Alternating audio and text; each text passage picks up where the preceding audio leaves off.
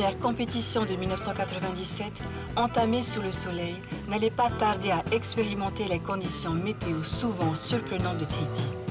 Et sa logistique, pourtant bien imaginée, connaître un sérieux revers, avec pour résultat un incident devenu mémorable.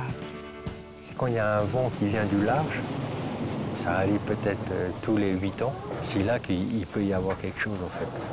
Un vent fort, il y a une grosse pluie qui arrive, il y a un vent très très fort qui arrive à ce moment-là, et justement ça venait du large.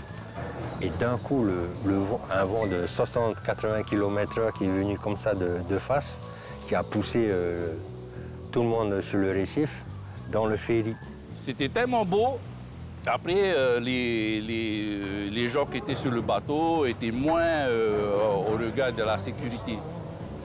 Et lorsqu'il y a eu ce gros temps qui est arrivé, on était mouillés dans la passe, on avait mis le banc de montage sur le bateau, on avait vraiment... puis les gens pouvaient monter sur le bateau pour assister à la compétition. On était un petit peu loin parce qu'on était mouillés un peu dans la passe avant le virage pour aller au spot.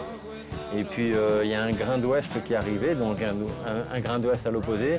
Et là, les marins, ils ont merdé.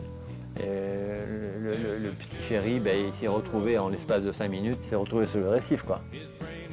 Le bateau n'a pas eu le temps de démarrer parce qu'il y a eu plein de choses qui se sont passées. Comme c'était des moteurs jet, les gens ont commencé à sauter du bateau.